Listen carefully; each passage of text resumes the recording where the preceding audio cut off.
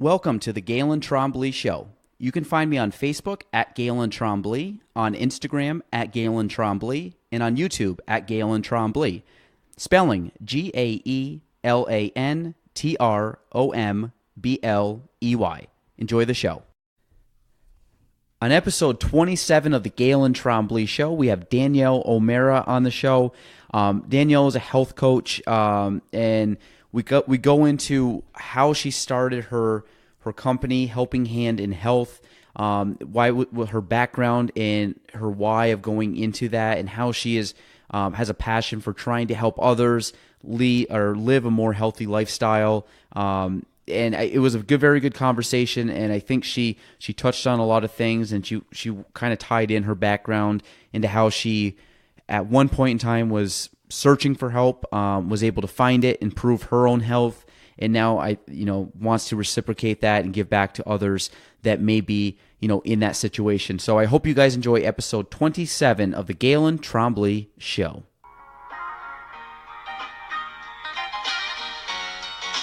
Welcome to the Gaelan Trombley Show.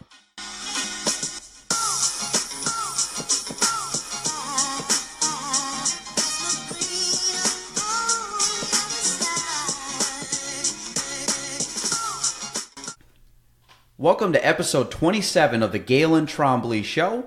Today my guest is Danielle O'Mara, and she is here, and I met Danielle actually on a showing with a mutual friend of ours, and I don't think, and I as with anybody on a showing or someone that you meet, kind of quick one time, you know somebody, but you don't really know them too well, and then we ended up reconnecting at our North Country Connections. And I don't think either of us really recognized each other because I wasn't in a jacket, and I think you had a hat on, so you were kind of like bundled up. And I don't think I had it. I don't know. You said something to me about not having a jacket, or maybe my beard was shorter or something like that. But we're both in that, which we'll probably touch upon in the podcast. But Danielle's going to kind of go into her background and kind of her, I would say kind of semi-new project, career path kind of thing that she's taken on over the last handful of years. So I think this would be a cool podcast with some cool background stuff. So Danielle, I want to welcome you to the Gaelan Trombley Show. Yay. How you doing? I'm doing great. Thank you. And is this your first podcast? Actually, it is. Okay. That's fine. Most people that come on so far have said that because it's not a big thing yet. And most local people, we only have so many podcasts, and only so many people have been interviewed. So, but Danielle, for people that do not know you, give them background. How'd you come to the area? How'd you get to 2019 Danielle? Well, this is a story I don't think will have a quick beginning, but a sure enough length time. So I am originally from a small area over here in the Seaway Valley called Akwesasne or Hogansburg. Mm-hmm. Born and raised there, a Mohawk. I was raised with many siblings. There's a total of 7. And I grew up with not a whole lot of inspiration to go on to education, but I did pretty well in athletics, and I enjoyed that because I felt a part of something. And somehow I learned something along the way, and that was, if you're going to make it in this world, you're going to have to put a little bit of effort into it. So when I applied to college and I went off to school, I had really no idea what was going to happen. I did have a lot of support from people, and I enjoyed meeting and talking to new people, but I was actually kind of shy. Growing up on a reservation, I feel like things were sheltered. I didn't, even though I went to a school that had, a mix of people, it didn't have a lot of mix. It was either you were Caucasian or Native. And those were the two that I grew up with. So when I went off to college, I found that there was a lot of other people to learn about. And I think I was a little ignorant, let's say. I ended up traveling to Syracuse and a small college near Syracuse called Cazenovia College. Mm-hmm. Went there for a couple of years, graduated from there. Shocking. Went on to Plattsburgh for 2 more years, managed to get through a 2-year and then a 4-year degree. And even more shocking was that I graduated, and I think I I worked my butt off, and I learned how to do the education thing pretty well. Just really enjoyed it. And from that point, I went off into a career. And at first, I thought it was going to be an interesting one. I ended up becoming a speech and language teacher. And the problem I ran into is I'm not very good at big tests. And in New York State, in order to become a teacher, you have to take teacher's exams. And I never passed. So I ended up not sticking with that. And I knew that it wouldn't be a career that I wanted to do anyway. So I ended up shifting out of there. And what was interesting was there was a period of time when I was interested in going into speech pathology, which would have meant a master's degree. And I applied to the University of Arizona at Tucson. And at the time, they had a program that was for Native people to come in and become speech pathologists. And I thought that was great. I applied. They commented back. They said they accepted me. And at that point, I thought, this is amazing. I'm going to be moving. They needed me there by August. This was in like June. So I resigned from my job. I told my landlord I was leaving. I sold everything. And within a week, they called. I know it was quick turnaround, but in about a week, they called back and they said, I apologize, but we're unable to take you. We went through the files and we decided on another person. So in fact, you haven't been accepted to our program. And it was devastating. That was in 1994. And I really didn't know what to do at that point. I ended up getting a different job, staying in the area. And from that point, I knew that I was not going to stay as a speech and language teacher. I ended up working in Canada for a little while. And that move kind of led me in the direction of becoming a school counselor. At the time, they hired me without having a school counseling degree, but in Canada, you can do that. What they were going to do was get me to go to school over there, and I didn't end up doing that. I ended up coming back to Plattsburgh and doing a master's degree here, which was, gosh, I forget what year that was, 1997. And I ended up doing a program there, which was rather interesting. And I enjoyed my time here, but unfortunately it was at a time when my mother was really sick, and she ended up passing away the first year I was in my graduate program at Plattsburgh. And a lot of things were changing, including me. I always looked at the outside of my life as pretty normal, predictable.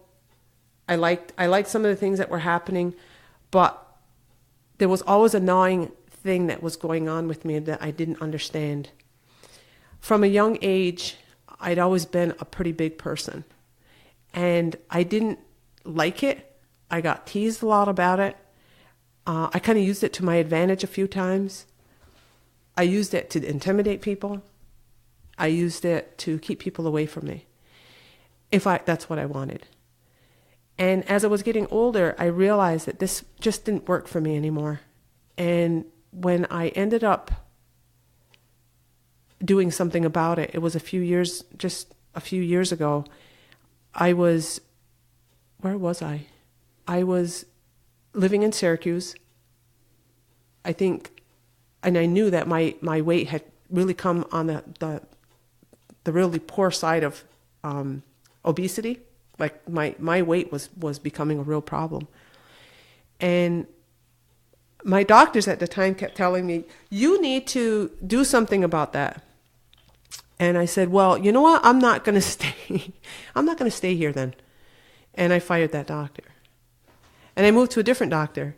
And they said, listen, and by this time, while I'm kind of like firing doctors left and right, I'm also diabetic.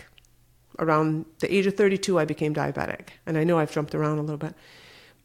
Type 2 Yeah. diabetes. And when things had gotten really bad, I was having secondary effects from the diabetes and having uncontrolled blood sugar levels. And for me, it was neuropathy. And there was a point in my life that I couldn't feel my feet. They were hurting terribly. And it scared me. And I ended up asking for help for the first time, really. And they said, let's get an appointment with a dietitian. I stopped firing the doctors because they were all saying the same thing. And I saw a dietitian in Syracuse, and it finally started making sense that I was the one that was the problem. I was the one that was unteachable. And I was the one that needed the help of others and a health team more than anything at any other time. So I ended up taking her advice. We figured out a food plan, and she slowly walked through everything. And I had weekly appointments with this woman because I said, if I'm going to have to let go of food, the ones I love the most, I'm going to have to talk to you on a regular basis about how angry I'm going to be at you because you're telling me I have to let go of something. And she just reassured me that everything was going to be okay. So she stuck around, I stuck around, and slowly the weight started to come off. And within 6 months, I had lost close to 50 pounds. And over the course of the next 5 years, I managed to lose 100 pounds.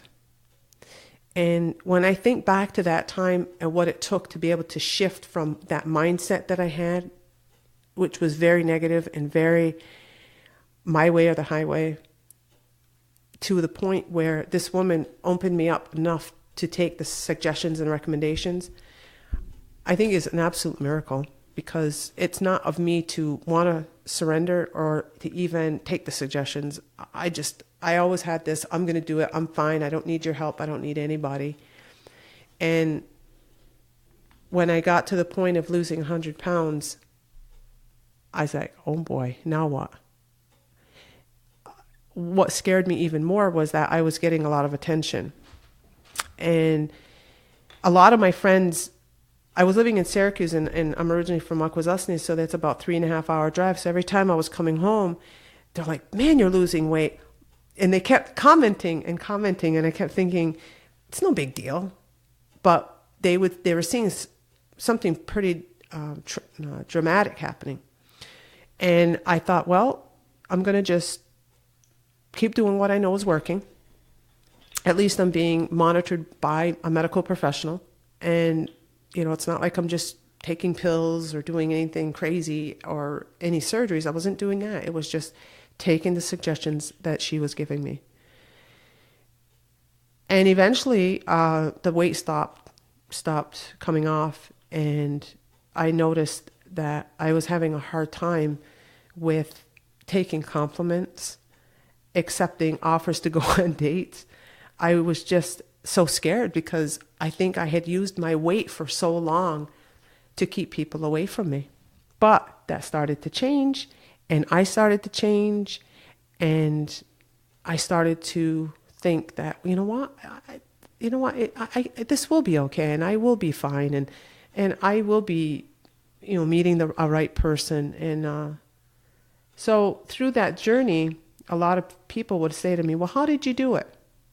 And I would try to tell them, but they always wanted to use what I did and the method that I lost the weight in order for them to lose the weight. And I said, it doesn't work like that.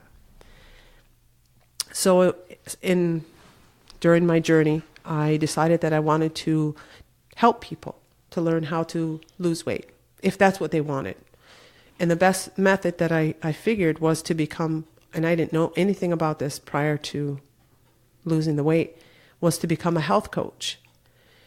And I signed up with this program with the Institute for Integrative Nutrition, which is out of New York City. It's an online course, and it was for a full year.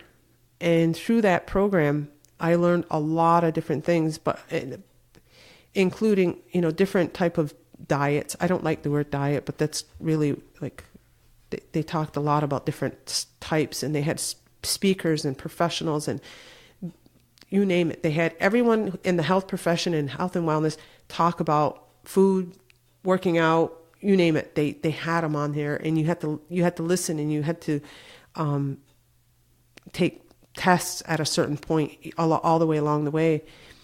And I finished that program, and I thought, well, okay, now I'll be ready to work with people with this. If someone wanted to, I could do this. I could be my own business. But at that particular time was when we, my husband and I were married for about 2 years, and it came to the point where we were realizing that the only way we were going to be able to have a child was to adopt. And in a very short time, we were able to acquire our daughter. And so my whole life shifted from being a school counselor and a health coach to, oh my God, now I'm a mom. And that totally preoccupied my life for up until recently. She's now 6, and I thought, well, now's the time to do more with this, because people still ask, gosh, you've been able to maintain that type of a weight loss. That's amazing. I agree, and I thank them for whatever, they notice. So my business name has kind of transpired out of the idea that it's like a journey and it's a transformation. And I called myself Helping Hand in Health because really that's what I am, is a guide, a personal one-on-one coach who helps you to understand where you're making the mistakes and what you can do to fix them. But at no point would I ever tell you, you can't have that anymore. But if you're telling me that this isn't working, then we have to look at, why do you keep choosing to have that unhealthy habit? So I have been working towards doing more with this. And in order to get known, you have to get working with people. And that's kind of where I am at this point. I am looking for some people to work with. And that is purely just, and this is initially, to do some pro bono work with people in an 8-session limited time, so that not only would they get to know what health coaching is about, but it also allows me to work specifically on different types of people and work with different needs and really see what I can offer. And I know from personal experience that through what I've done by losing the 100 pounds, I've also been able to reverse type 2 diabetes. My doctor, who I have now here in Plattsburgh, said to me about probably 6 months ago, said, we can probably look at, taking that diagnosis off. And I just looked at her and I said, after 9.5 years, I didn't realize that's what I wanted to hear the most. And I went back to my dietitian, and she said, she was so excited for me. But what happened was, because my diagnosis changed, she had to bill me differently, which meant now that I had to pay her for my time with her, which it wasn't like that when I was actually diagnosed a diabetic. So, hold on. So, I guess this journey is a beginning, and looking at drawing some people in to work with, so that it'll get more known about what health coaching is. They say it is the wave of the future, because really what you become is a liaison between the doctor and your other medical professionals. A dietitian, you're kind of like that in between, where the doctor may diagnose you with prediabetes or diabetes itself, and they'll say, go see this person, like the dietitian or the diabetes educator. And if that relationship doesn't work, working with someone who understands where you're coming from would be the next logical step. But in my situation, I don't have third-party billing, so it becomes an out-of-pocket expense. And I think that's the only drawback that I think a lot of people feel when they see, what I offer. So there's some things that got to get worked out. This area is not familiar with what health coaching is. I don't know if, I think there are a few other health coaches, but I've heard that they don't actually do too much with it right now either. They're working full time or working another job. So it becomes a second type of interest or occupation. So I'm going to pause because I feel like I've been talking a lot.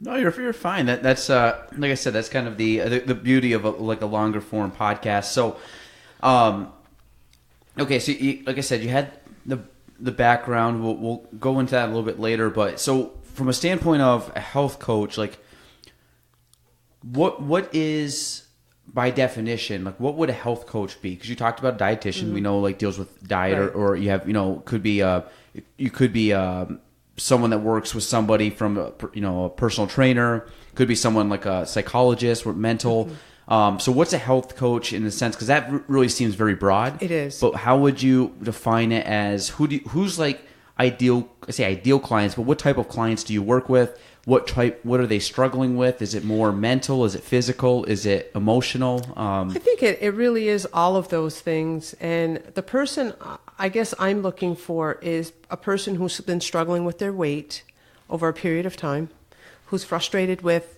either yo-yo dieting or not really truly understanding why they can't keep weight off. I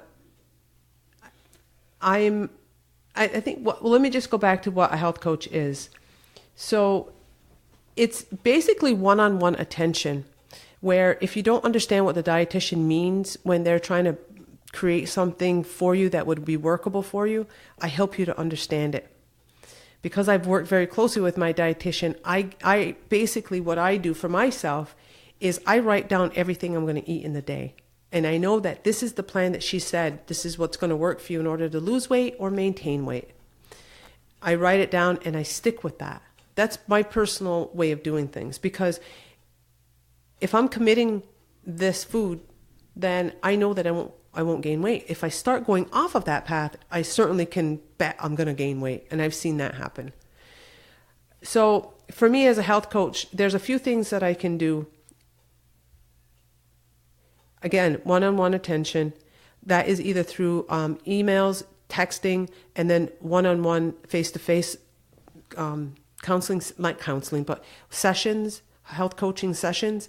Typically they're every other week because, and over a period of time, typically we like to go 6 months. Most people will probably go 3 months.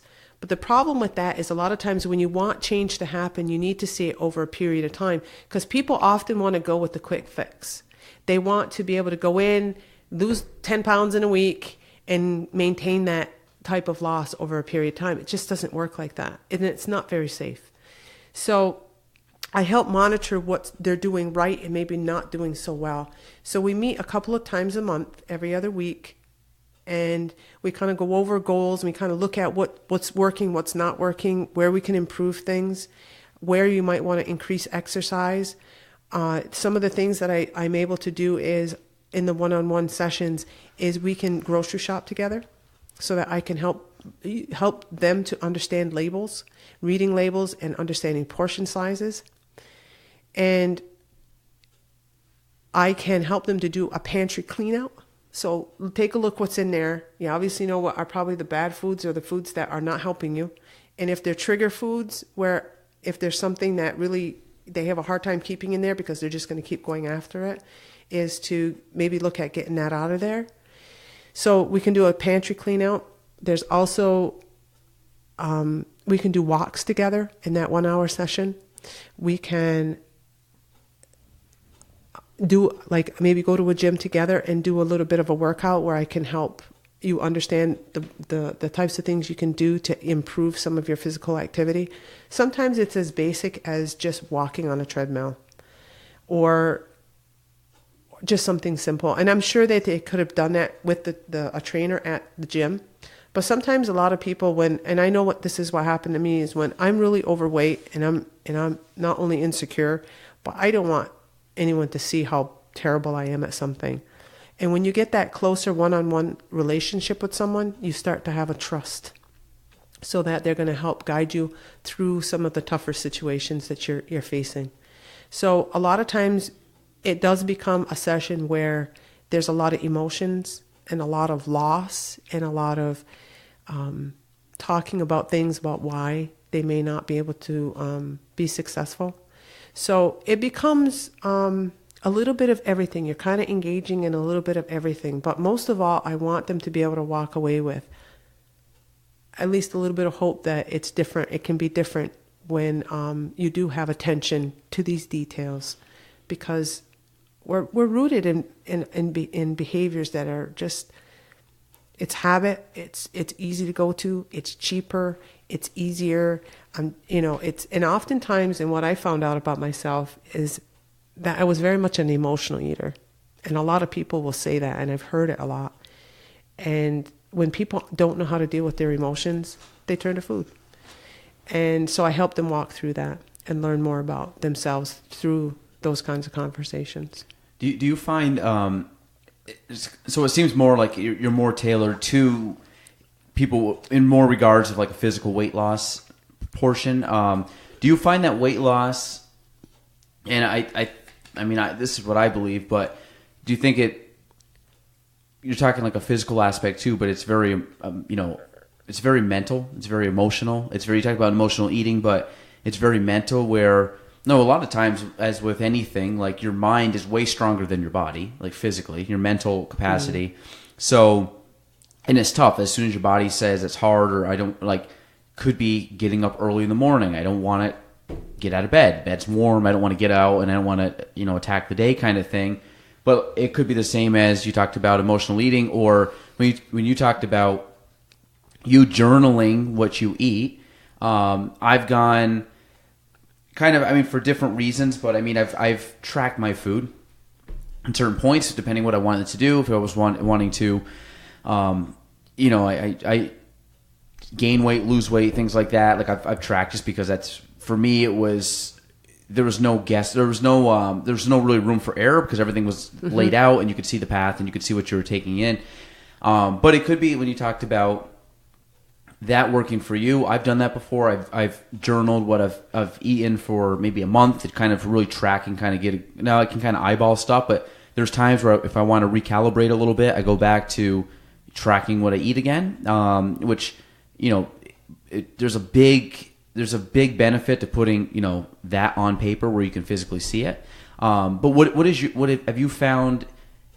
Does that approach? Because I don't think that approach would work for everybody. From what I found, journaling, I for one don't. And again, I'm not going to do it every day, all day for my entire life. But I find that might be a month or two of the year I got to recalibrate, and all of a sudden, like, I'm doing very good, and then maybe I'll kind of get into a rut for a month or two, and then it's like, okay, because you're constantly, like, I find weight, whether losing weight, putting on weight, maintaining weight, whatever you have to do, is always something, because you think about it, you eat every day, so it's something that can easily get away from you, because it's not like, it's like exercising. If you go to the gym, if you miss a week of the gym, if you're used to going to the gym and you miss a week, like, even though it's a week, you still feel kind of like lethargic, and you start to feel like, man, I'm out of my system, and I just don't feel as good as I did a week ago when I was going consistently. Or if you go a month without going, all of a sudden you go back, it's like, man, I really took a step back, and you got to try to get back on the path of improvement. But from a health standpoint, if you're working with people that probably they don't have a big background in exercise, they don't have a big background in how to eat correctly, nutrition. Have you had any backlash to maybe people, or had to use different approaches to someone that says, hey, I can't track my food? It's just, again, it's a mental thing. Right. It's a habit that has to form. But if somebody's like, hey, I'm busy, I'm running around, I have kids, I have a job, I have this and that going on, and the last thing I can do is track food or prep food, because I find food prep is what always holds me back, just time of the day. I don't have a lot of time to food prep. But then again, I talked about it. Had a guy come on the podcast, and we talked about prioritizing things in life. I don't do it because I don't prioritize it over certain things, which, that's what I find, you can accomplish a lot if you're putting your effort or attention or focus into that. But you work with people that don't put their focus and energy into that, or haven't. So you're trying to kind of basically switch a habit that's not natural to them, which is a tough thing to do, is to form a habit. So what's your experience with trying to get people to form a habit, but also And I'm just using kind of the journaling as an example because you mentioned it before, but maybe people that's not a natural thing for them to do is track it. Do you really force them to do it? Do you find other avenues that they can try to excel at? What I would want to do is kind of get an idea of where they maybe have seen success before. What were you doing at a point when you were healthy, or that what were the things you were doing, so that you can get an idea of what they're willing to do, or at least try to go back to. So when you're trying to change a behavior that's very deeply rooted, that's why it takes time for change. That's why you want to keep working with them over a period of time. That's why 3 months is not your ideal. So when you're talking about what it is to change a person's perspective or their point of view or their stubbornness with food, they're obviously hiring a person like a health coach like me to help them. There's a reason why. They have to be somewhat motivated. They have to be frustrated with something that they're doing that's not working. So if we can outline what's not working and look at some goals that could be workable into your life, something that you believe is attainable for you, go at the pace and at the level that you feel is just a step in that right direction. Not too overwhelming, not too underwhelming. Something that you feel like you can obtain, so that they can then work towards it in that next couple of weeks. So if it isn't to write and journal, at least one of the things that this becomes very obvious is that portion size is a huge issue. If you go to a McDonald's, if you go to any restaurant, oftentimes their portion sizes are so much bigger than what you would need in order to sustain at a certain level. So when people look at that alone, learning about portion size is huge. So there's a lot of different ways in learning that, but there's also something that you have to understand, that it's not about the food. I mean, we need to make better choices, but it's not about the food all the time. That's the problem. It's other things that might be going on in their life. So they may not, be happy in their job, maybe their relationship, maybe there's a lot of stress with the kids, maybe there's just things going on in their life that's just a little unsettling, that draws them to food. And oftentimes, if there's a lot of volume of food, it's not noticed when you're thinking of all the other things that aren't going on in your life. So as a health coach, I help to understand some of this. And so when you're looking at a plate, oftentimes, and I've seen my husband do this, this is another thing that could be done, and this was suggested by a dietitian, and I didn't think of it either. I use a normal big plate, the regular dinner plates. He uses the small, like lunch plates, I guess, the ones that are smaller. Mm-hmm. And he uses that to help keep his mind on the fact that, you know what, it doesn't have to be a big plate with a lot of food. It can be a smaller plate with a full plate, but that's it. Mm-hmm. You have a full plate of food. And that's what's deceiving the mind a little bit, is it's still a full plate. Mm-hmm.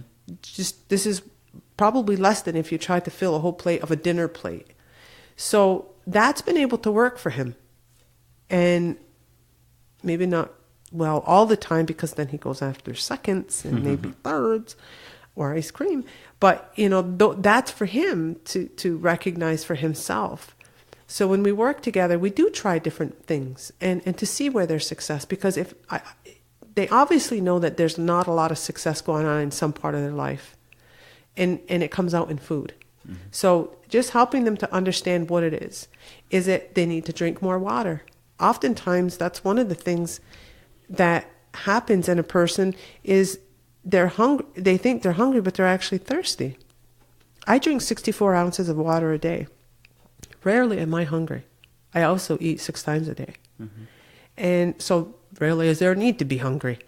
So there's just these little things that you can do to help deal with some of the habits, the poor habits, the poor eating habits that they've gotten into. So again, when you start dealing with that, it is an emotional thing. And I remember, and I said this earlier in the story, is that if my dietitian had said, you can't have that, I probably would have fired her and walked out too. But at the same time, I knew that I had to do something. So I I couldn't feel my feet. There was nobody else to blame but me. I couldn't look and point at somebody else and say, you made me do that, and therefore I can't feel my feet. I knew that the way I was eating and the way I wasn't taking care of myself with my type 2 diabetes, neuropathy was going to lead to worse things. And it was pretty prevalent in my family, as it still is. And I've seen what happens when you don't take care of yourself. And I've had family members my parents were amputees. They had amputees of toes and legs. And for my father, it was from the knee down, and my mother had a couple toes. And then I have a brother who had a similar situation. So I see what could have happened to me if I had continued on that path. The person who comes and who's willing to at least look at changing something has to have some type of motivation for hiring a health coach. They have to have some sort of willingness. So hopefully I'm helping them to find that willingness even stronger at every turn. So when we find a little bit of success, they'll be coming back going, well, that worked. That's good. Try it again. Next couple of weeks. Yeah, that didn't work, but this worked. And I like that. So I'm going to keep doing that. So you just keep building on some of the positives and some of the things that they feel comfortable with. And eventually maybe you'll get to the gym where you can go around the track once, or you know what I mean? Mm-hmm. So it's just building on small attainable goals. Yeah, I think for anybody that wants to do anything, people always look at, I attribute this to, it could be change. The gym I go to, we've had a few people that have been at our gym that have lost 100 pounds, and and it's one of those things. Did they do it in a month? No, they did it over a couple years. They made small changes here and there, which became habits, which allowed them to build and build and build, and then they accomplished their goal. I've done that in my business. I've seen people do it in certain aspects. Like, you always are trying to just get 1% better, meaning you're not looking at, I got to get, and I always call it don't look up at, say you're at the base of a mountain and you're looking up straight up at the mountain. Okay, that's a very tall hill to climb. Okay, and what I find is that people look at that and they say, I got to go from here to there, and I got to try to climb this thing straight up almost vertically to do it. That's a very steep hill to climb, but at the same token, if you were to take yourself, and maybe that uphill climb is a year, or maybe that uphill climb is a month, or whatever, take that same vantage point, stretch it out miles away, with the same height from back there, you can cover it up with your thumb. You know what I mean? But the idea is, and the analogy is, I always look at a slow climb to a distant horizon. Meaning, I'm not looking to go from here straight up in a day, a month, a year. I'm looking at going from that same level, but I'm giving myself 30 years to get there. Then when you do that, you draw back and just say, hey, I'm playing the long game on this. I'm not trying to accomplish everything in a day. And like you said, that quick gratification, which is more prevalent in today's day and age than it's ever been. But you really got to step back and say, hey, every step, everything you're doing is building to try to get to that, obtain that level. Now, for you, 100-pound weight loss, like you said, that took about a year to do, a little over. I lost, and then I gained back, and then I finally lost, and I said, I can't keep playing that game. So it took a little while, about 2 years. Okay, but 2 years. So that wasn't done in 2 weeks. And that's what I think people got to look at is 2 years is a long time where you put focus effort into that over the long term.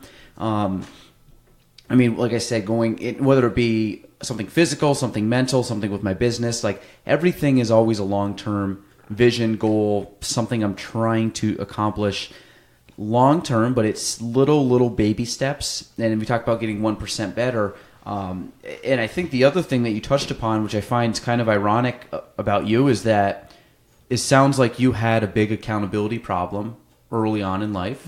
And now you've gone to a point where you've seen the value in accountability, where now you want to be that accountability partner for other people.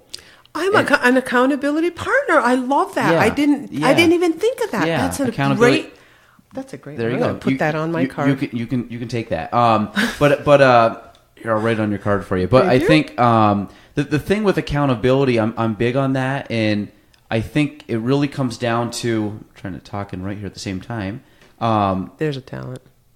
The problem is I'm not holding it down with one hand, so then it ends up just kind of keep sliding away as I'm writing. But the thing with accountability is I'm very big on. I don't like to rely on people, and I don't want to rely on people. I do in a lot of aspects because I need people to help me, but I don't want to have to rely on people for certain aspects, and I don't want to. I hate blaming other people, and whether or not I know it. Not my fault or someone else's fault. At the end of the day, I can draw it back to something I can do or how I can react to a situation. So I don't really like to blame others. I like to take accountability for if I screw something up in my business. I like to take accountability for it, even if I know it's probably not my issue.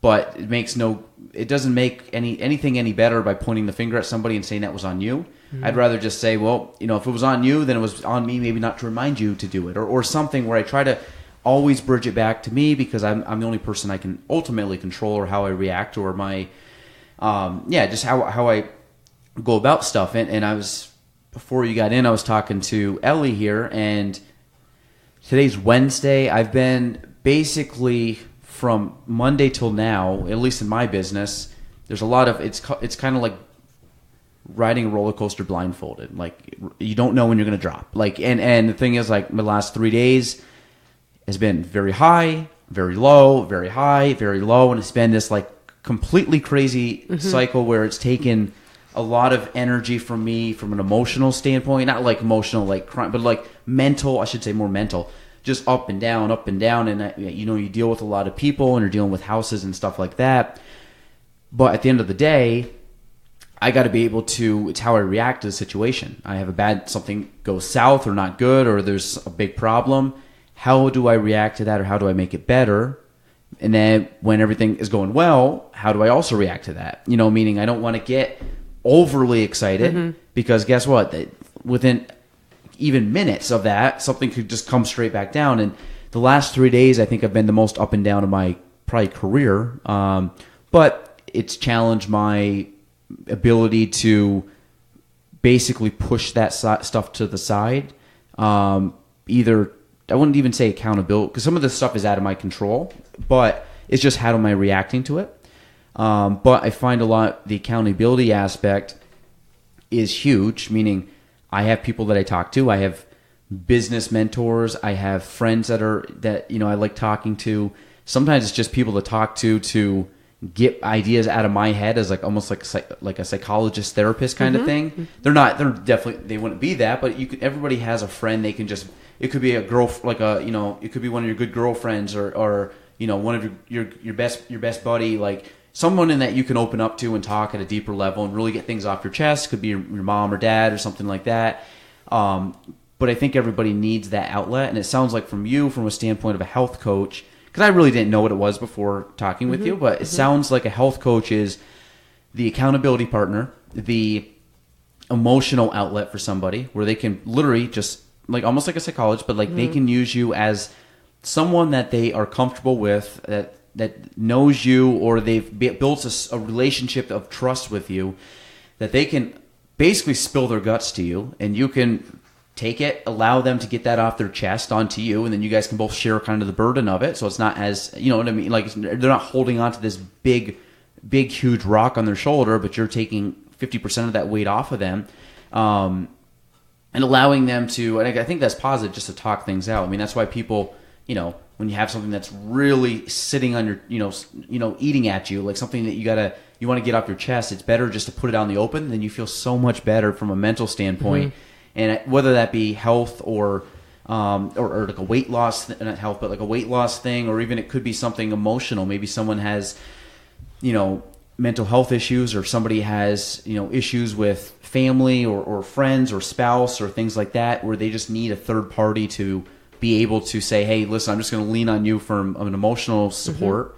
Or like you said, I think the biggest one is just the accountability. Now, why do you think you struggled with accountability early on? Because when you started talking about firing doctors and saying like, I don't want to work with you, because they were all saying probably stuff you didn't want to hear. Exactly. Yeah, it was my ego. It was my ego. Yeah. I always prided myself in being able to being able to accomplish things, do well at things. And, I just didn't think I needed to help. I didn't want to hear what you had to say about it. I was like, you know what? Everybody else seems to be doing fine. I'm just going to do it like they do and just leave me alone. Mm-hmm. I just had this way of keeping people out of distance. So you just had a hard outer shell? Yeah, I did. And I think that kind of cracked open when I started to see that this person who was trying to help me was actually making some, she was very steady and very understanding at how gentle a flower I was, really, because she knew that if she pushed too hard that I would probably just drop everything and leave. Mm-hmm.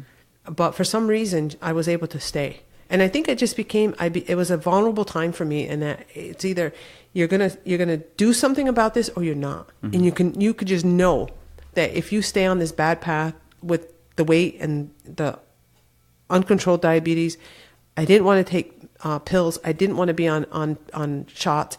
I didn't want those things. And if I was going to do anything, that was the time. That was the Y in the road that just said, you have a path here. Which one do you want?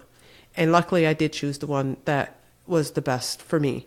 And it would be for anybody who's at the point of, which way do I go? What do I do here? Yeah, well, I think what she did was we talked about, built that trust up. Right. However she gets to that point, but she obviously allowed you to take down that kind of that barrier wall that was blocking you from ultimately the goal that you wanted to hit. Right. And, and that's not easy. I think that's with anything. I think weight loss is an incredibly hard thing for people because it's something they're not used to.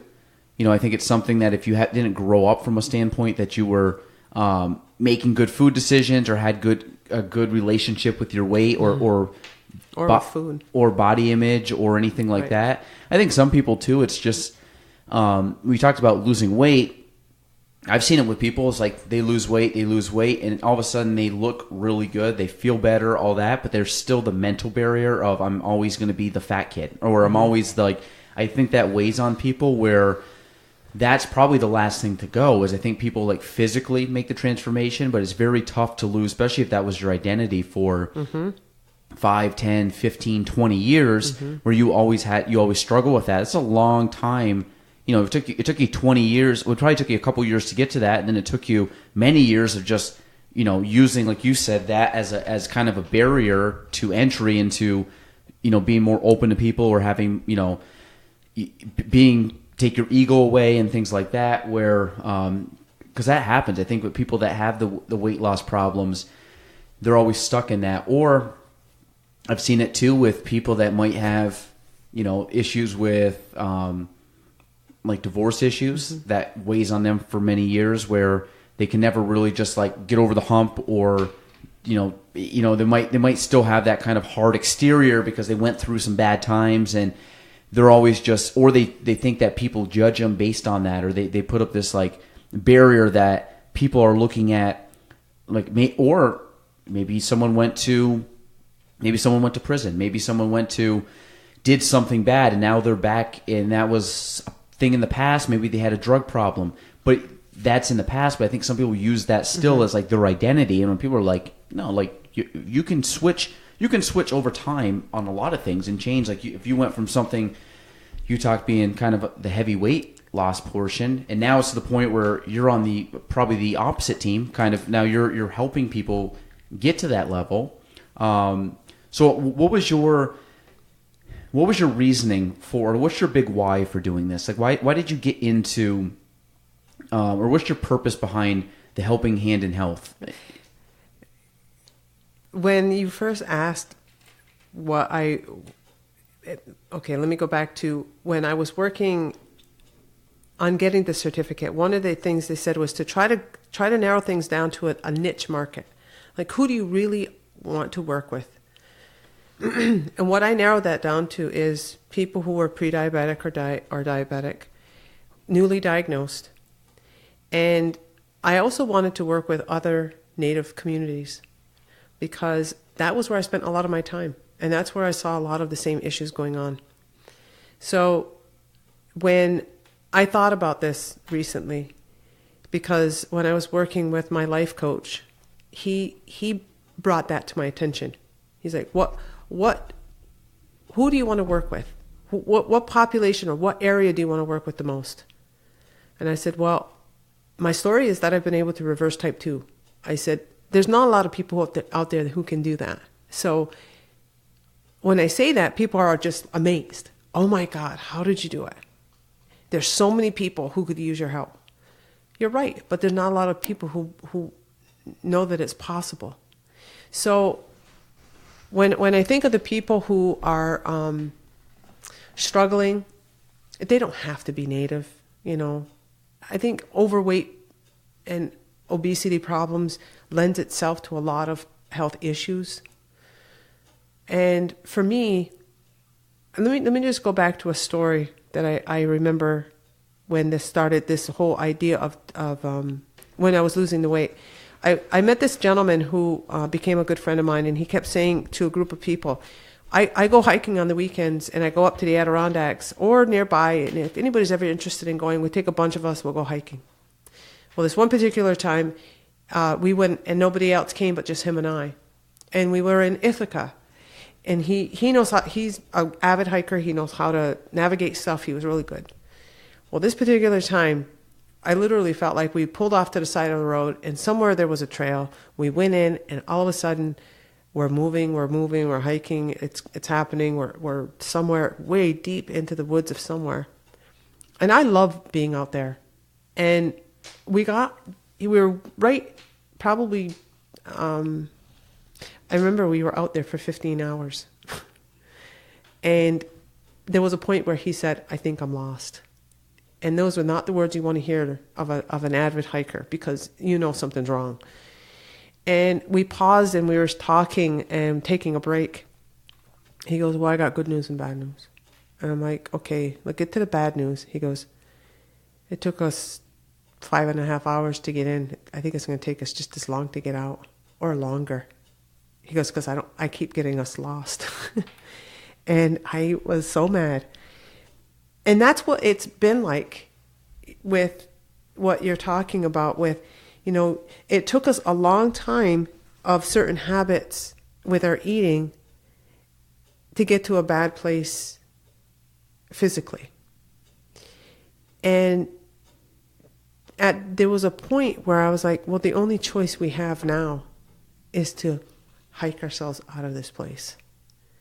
And that's kind of the turning point from anybody. They're going to get to that point where, well, I can keep going on and die in here, because it was getting cold. It was like, you don't know how a night situation can turn into. So I was like, no, we got to get out. So it becomes that same turning point for a person who thinks, it got me this, I went this far in, it's going to take me this time to get out. If it's been 20 years of eating poorly, it's going to take me some years to get out. There's just no way you can do that any differently. Does it going to take 20 years? I hope not. I'm almost forgetting the point of your question, but at the same time, I think it's important for me to remember that any good thing happens over time. Nothing that comes quickly is going to last, for me. I think it's important for me, especially because I've seen where I would lose the weight, I'd get all excited, and then that doesn't give me permission to go back and eat bad, because then you're just defeating what you're doing. And I've seen that work in my diet mentality.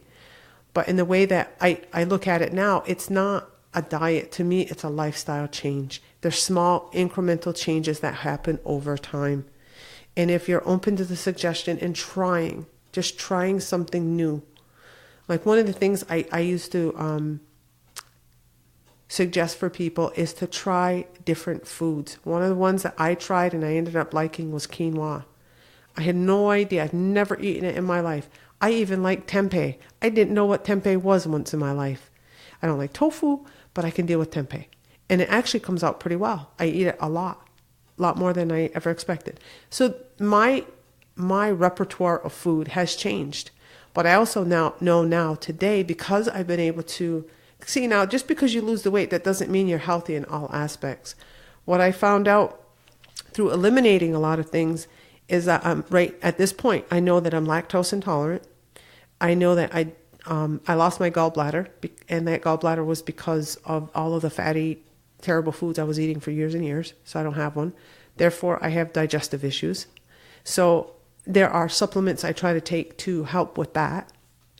So there's some things that happen when you stop punishing your body with food.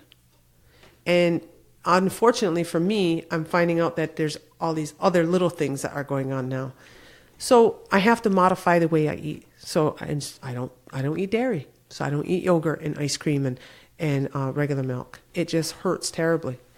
I don't eat a lot of fried foods. I don't do well with red meat. I eat small portions of that. There's certain ways that I cook today that are a lot different than I did before. So all of these little things happened over time. One of my most favorite foods, if you asked me, okay, Gaelan, I want you to ask me, what's the one food you eat the most in a week? What's the one food you eat the most in the week? This is going to be an interesting one. Pumpkin. Oh, really? Yeah. I like pumpkin. I like pumpkin. People don't really eat, they don't think about eating it. They think of pumpkin pie, but right. Yeah. You think it's a seasonal thing. Yeah, it's good starch. It's a starchy vegetable, but I use it in my smoothie. And when I changed the way I ate, I thought, God, I get sick of all of this. And I want, and what it did was it allowed me to eat something quickly. It was easy to ingest, like my system could handle it well.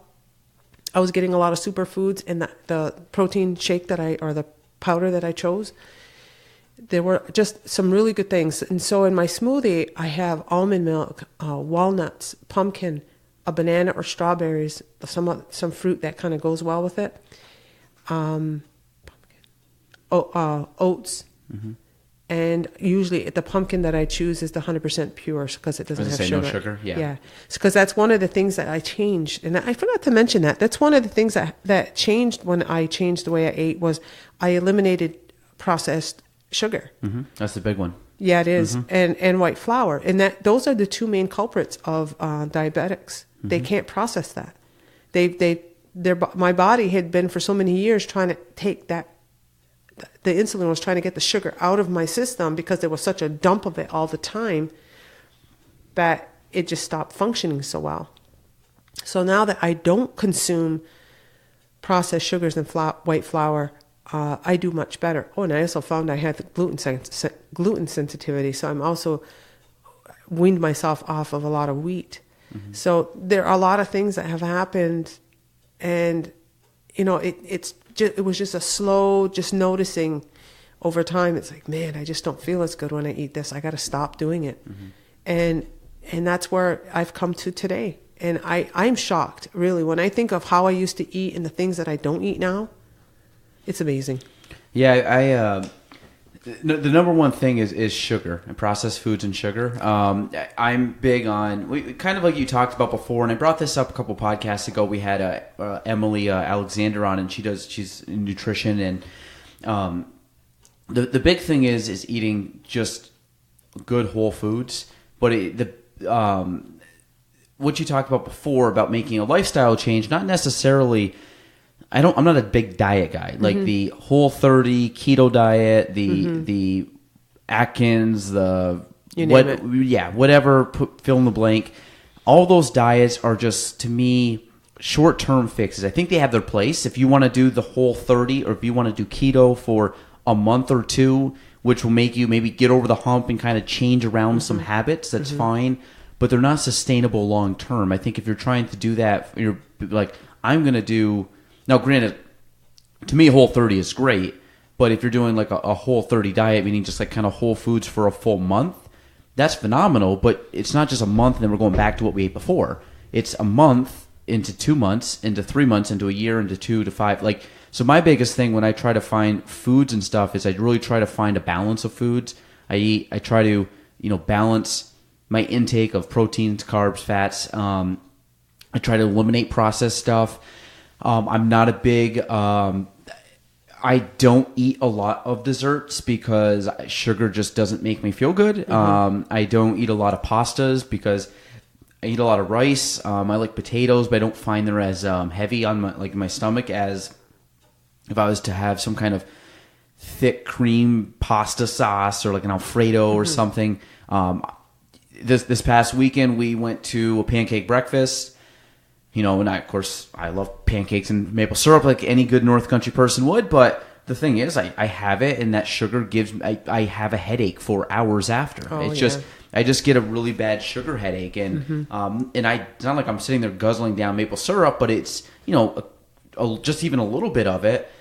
It's just something that I don't have, so it's like a shock to my system. It's like you said, probably I have no issues with dairy. I can eat dairy, but I've gone spurts where I don't really drink a lot of milk, and where I would drink almond milk or something like that. And then, not that I'm against milk, but like I just wouldn't really have it. Right. And then all of a sudden I introduce, some whole milk back in, which is fine. And sometimes I have it depending. When I was bigger into kind of lifting weights and exercising, I would drink a lot of whole milk just to put, it's quick, cheap, easy calories that you can use to put weight on.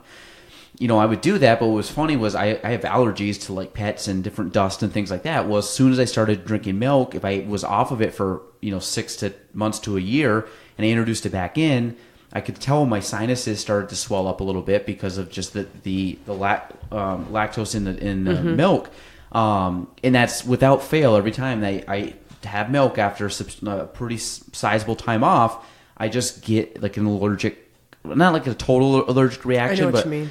Yeah, my sinuses just flare up, and it seems like I have a harder time kind of breathing a little bit, and I might be a little more stuffed up or sound more nasally. I haven't really had any gluten issues, but I find that maybe in time you will. Well, I think if I cut out that stuff, I think like anything, if you cut it out, like I just talked about the milk thing, if I cut milk out and then I add it back in, I'm going to have a slight sensitivity to it. I think that people that completely start cutting gluten out, over time you will build up an intolerance to gluten just naturally. But I mean, obviously, if you had issues prior and taking that out of your system helped you, then definitely do it. And the only reason I went with eliminating gluten was because a friend of mine suggested it because of inflammation. Mm-hmm. I ended up with plantar fasciitis in my feet, and they often talk about that being an inflammation issue. So she said, you might want to try to eliminate some of your gluten intake. So I started to do that. It helped, but ultimately I still have the remnants of this issue on my feet. Glutens and I know dairy are big with inflammation. Right. And we talked with Emily. We talked about like gut health, like your. But I think the biggest thing is we talked about is eating whole foods, eating fruits and vegetables and meats and trying to stay away from the sugars and crap, but having good fats, having your avocados and your nut butters and your, coconut oils and your olive oils, and having those good things, fish, meat, fruits and vegetables. And I think the biggest thing that people get away from, and the problem was, and we talked about this before, is that the whole low fat, high carb diet that was so popular probably when you were growing up and when I was growing up, and probably, to be honest, really hasn't hit a big change until probably about 10 years ago, was the idea that everything was low fat. And the thing is with low fat, there's a reason it still tastes good and there's no fat to it. They add a lot of additives to it. There's a lot of special little non-calorie sweeteners and crap in it. All that stuff is worse than you stripping fat out. Doesn't make you fat. Dietary fat versus body fat are two completely different things. So if you have avocado, which I think I think an ounce of fat, I think like an actual avocado, if you were to eat it, I think roughly a half an avocado probably has, I think, 16 grams of fat in it. So I think a full avocado, if you were to eat all of it, it's over 30 grams of fat in that avocado, which is a vegetable. Vegetable, right? It's a fat. Well, it's a fruit or a vegetable. It's one of the two. I'm trying to think. Is it? Well, it counts as a fat for me after you. Well, it's a fat, yeah. But I think it's actually labeled under a fruit or a vegetable. I want to say it's a vegetable, but I could be wrong. But either case, an avocado is very high in fat, but it's very high in monosaturated fat, which is a very good fat source. Olive oil is a very good fat source. A tablespoon of olive oil is going to have 16 grams of fat in it, but it's monosaturated fat, which is good for you. Having a scoop of canola oil is not good for you, but having a scoop of of coconut oil, which has the medium chain monosaturated fats, are good for you. And you got to really kind of, as you go through and you pick these things out, don't look at something that's got a very good source of fat as that's going to make me fat. What's going to make you fat is having the sweets and the desserts and the sugar and the cookies and even just packaged stuff. Having the lean cuisine meal packets. Like basically go to Hannaford's, go all the way down to the very end aisle where the freezer section is, and walk down and all those pre-prep meals. You have the pastas and you have the Chinese food and you have the the pizzas and all those things, the taco rolls. Like if you walk down that stuff, do not eat. That should be taped off with a caution tape. You're better off going, if you walk in the door, take a right and go through the produce section. Go around the back, go through the meats, and then pretty much bring yourself right back forward. And I think if people can do that, I don't know the last time I to be honest, bought anything in the freezer aisle besides frozen veggies that I could just heat up quickly. That's what we do. Yeah, and just because it's more of a convenience thing than anything else. But those prepackaged meals, there's nothing good to them. They're so processed. It's like the old TV dinners and stuff. I mean, I had them as kids, but it's like that was, I think, before there was a big education on how bad those actually are for you. I've never bought any of those for home. I've never, because I will always try to cook something from scratch before I buy that stuff. And I have a hard time because my daughter can be kind of picky, because when she was young, we were vegetarian. And we actually spent about probably 6 months being vegan. And she didn't have proteins going on, like regular chicken and beef and proteins. So she didn't have that. So today she's pretty picky about eating just normal little chicken. Like it's got to be a chicken nugget or breaded somehow, and hot dogs and bologna. And I get so frustrated with that. And nobody to blame for it, except one day maybe it'll change. But there was another part that I wanted to get to before too long. I do have a website, and the website is under Helping Hand in Health. And what I share in my website is a couple of other things that I do. And I wanted to bring note to that, because besides being a one-on-one health coach, I do that with individuals. I can do it with groups. The other one is to do public speaking engagements on health and wellness. And that is another very interesting part for me, because I have been sharing my story in many different venues in many different ways for a long time. And I remember about 3 years ago, I was sharing my story, and this older gentleman came to me. He says, you were probably one of the best speakers I've ever heard. And at the time I thought, there was no big deal about what I shared, how I shared it. And then I got to know him better. And I found out that he vacations up here in the North Country, and he lives in California. And he is a lawyer in California. And he was a lawyer who ran for state senator in California. And I didn't know this. I only knew him as Bob. Mm-hmm. And I got to know him. And when he complimented me like that, he says, I've been all over the United States. I've heard a lot of speakers. And so with that in mind, what I ended up doing was I went to Toastmasters. Champlain Valley Toastmasters meets here in Plattsburgh on Tuesdays at 6 o'clock. And I came in, and it was a fairly new chapter. So I was new to the area, got involved, I was involved in Akwesasne. And it was with the idea that I wanted to become a better speaker. So with that in mind, that was one of the things that I wanted to do as a health coach, was to be able to speak to groups of people on health and wellness. Whether it be on weight loss or whatever it is, I would tailor myself to that request. So that was another thing that I do. The last one that I do is something I really enjoy, and I've seen it work, is to be a vision board illustrator. If you've ever seen the how to do a vision board, have you ever done one? You know what they are? I know what they are, yeah. Yeah. Well, I did this with some students at school because what it does, it helps me to get to know them. And so when they're filling out their board, they're telling me the things that they like to do and what they want to do better at. And really, to me, it has a lot of, what I want from them is to pick some positive words that really stand out. So I have a vision board for my health coaching, and I love it. And I look at it every day and I'm like, yep, that's me. Yep, that's what I want. And it keeps me looking toward a goal, you know? And so when I do vision boards, it's with the idea that you're trying to obtain a goal. And I did this, I did one a while back, probably about 11 or 12 years ago. And the reason why I go back that far is because I was never that great at having long-term relationships. So I wanted that in my life. I was getting sick and tired of doing the way things were happening in my life. And I did a board, and in the center, I wrote committed and loving relationship.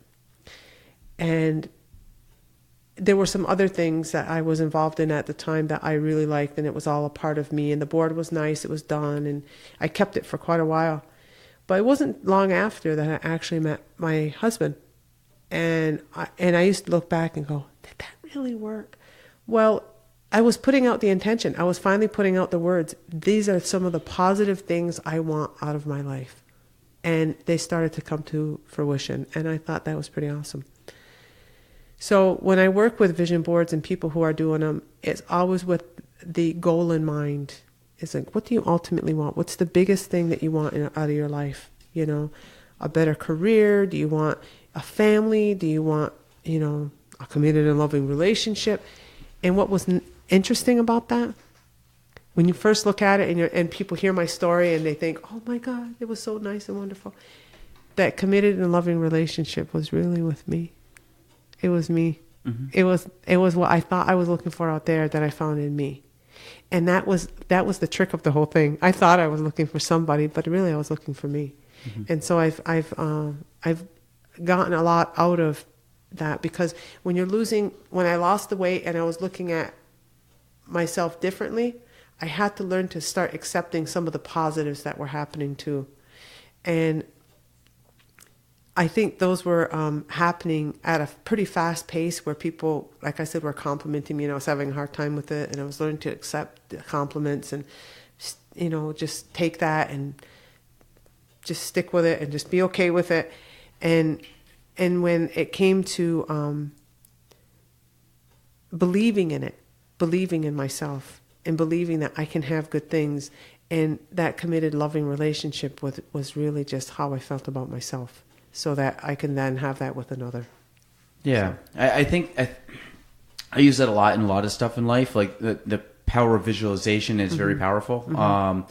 And I mean, I don't really have, I guess, I mean, I do. I have my whiteboard here, which is, just kind of a lot of my thoughts that go on it. I know a lot of times, like, vision boards are things that you want in the sense of, either material items or like you said, relationships or things that you have as like endpoints. I don't really have. I have things I want to accomplish, kind of in the big grand scheme, but a lot of those things are open for change, meaning it's not set in stone. A couple things are, but my real long-term visions aren't, because they're going to change and adapt probably yearly or maybe every 5 to 10 years. That's going to kind of switch, and that's what's happened. I've talked about my 10-year goal, and then I've talked about, how that is almost, I think I'll be able to hit that within the 10 years that I set. And then now it's expanding to other things and bigger things. And I'm sure, again, I'm 29, so I look at, what do I want to accomplish basically before I'm 40? Mm-hmm. And it's like, if I'm 40, like, I still have a lot of time, and there's a lot of stuff I can accomplish in. If I accomplish this much in 10 years, I call it the snowball effect, but if I accomplish this much in 10 years, how much am I going to accomplish in the next 10 years when I've already built on the momentum of these 10 years? Mm-hmm. And, between relationships with meeting people and just things I've done and grown as a person, and then I look at, okay, if I'm going to be able to accomplish that at 40, what am I going to accomplish at 50? And what am I going to accomplish at 60? And like, but a lot of that is so far out that I don't have it. I have ideas, and some of them are fairly vague because I know they're open to change. I think if I go from a day-to-day standpoint, I'm big on just constantly implementing and executing on stuff. Meaning I don't want to think about or talk about or overthink stuff. I'd rather just put it in play. I had the last podcast we talked about. A guy had said basically being an entrepreneur is like jumping off of a building and trying to build a plane on the way down, or a parachute on the way down. Like you basically just go for it and just figure it out. And everything's going to work out in the end, but you figure it out as you're going along. So I'm big on just kind of putting things in play, and if it doesn't work, it's a learning experience. And I just every day I'm trying to constantly just get better at stuff, whether it be business, health, family, things like that. But you're always trying to be better, and then ultimately that will build into hopefully some good things down the road. And it's cool to kind of look back and say, I look back at where I was.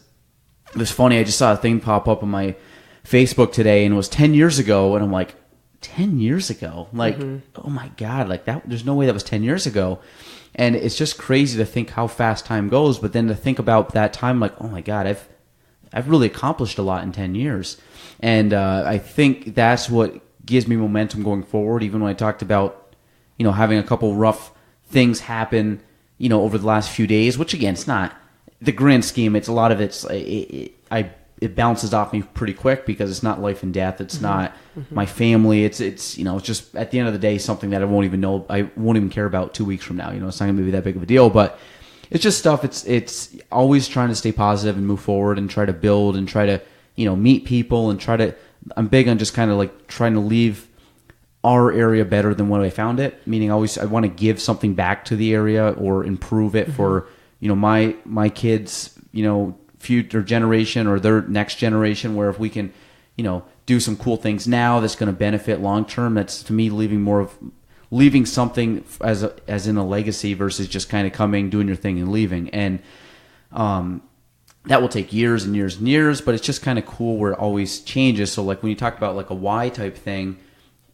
your why always changes. I talked about in the last podcast is just not reaching my full potential, meaning leaving some of my ability on the table, meaning I just wasn't able to squeeze everything out of the lemon kind of deal. And that's something that I've focused on a lot, and I try to really put effort into. I don't like to waste time. There's times I do waste time, and I look at it and I'm like, why did I do that, or why am I doing this? I could be doing something better to improve. And I'm human like everybody else, but I really try to focus on constantly moving forward, constantly being in kind of a do mode. And it's, I don't know, things are going to change. I mean, things have changed from 10 years ago, even from 3 years ago.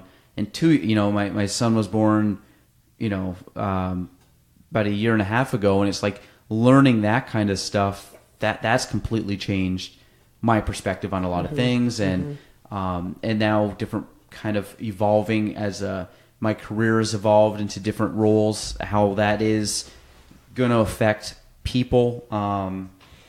So I mean, it's all good, it's all fun, but it's like I said, it's that climb to it's that mountaintop that you're climbing to. But I just know that mountaintop for me is a 50-year goal, and I'm 9 years into a 50-year vision of things that could happen. Maybe 70. God, no. 60, 70. I don't know. I'll probably kick into 100. So we'll see. But, is that like a 60, 70, 80-year goal that's kind of like you have time to accomplish, but it's just these little steps that as it starts rolling, it's such a, it's fun, which gives me the energy to go forward because I'm always trying. Like, luckily I'm in a career where I don't just show up and leave. Like every day I can build and build and build and build because there's really no ceiling, and I can just I can really do as much as I want or as much as I'm willing to put the effort in to accomplish.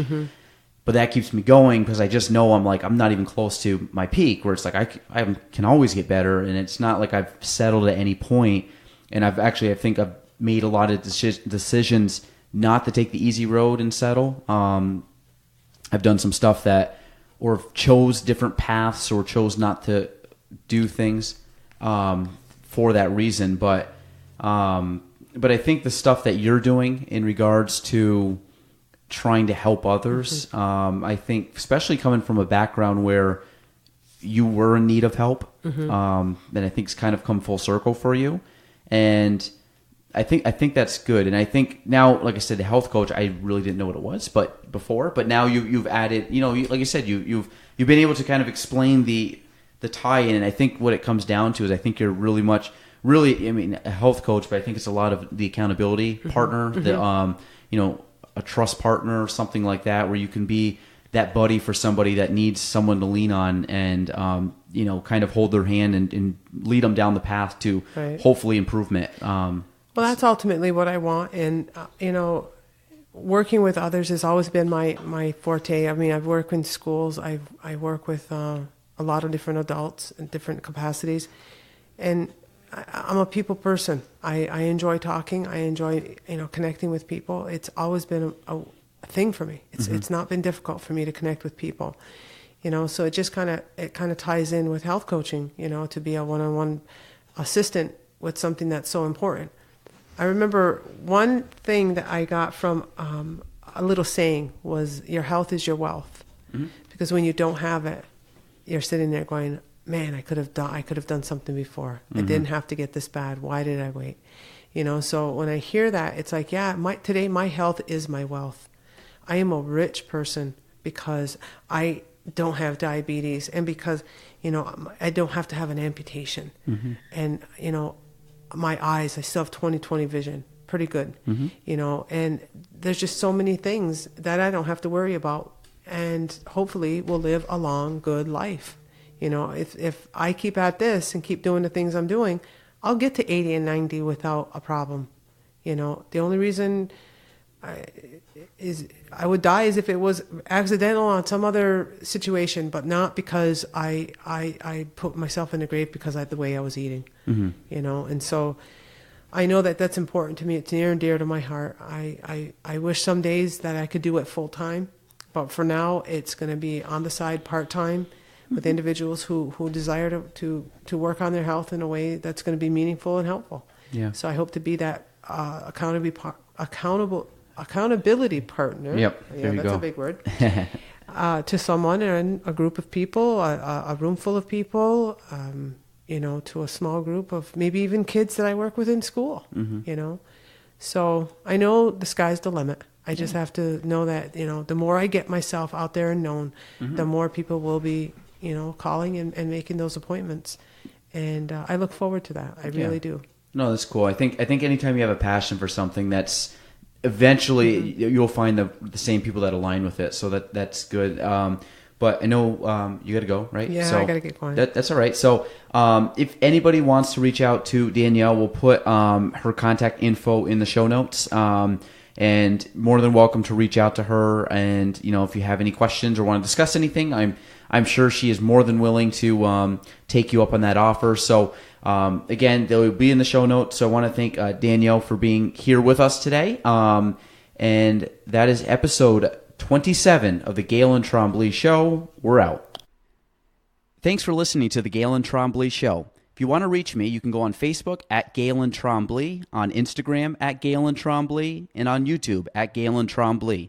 The spelling, GaelanTrombley.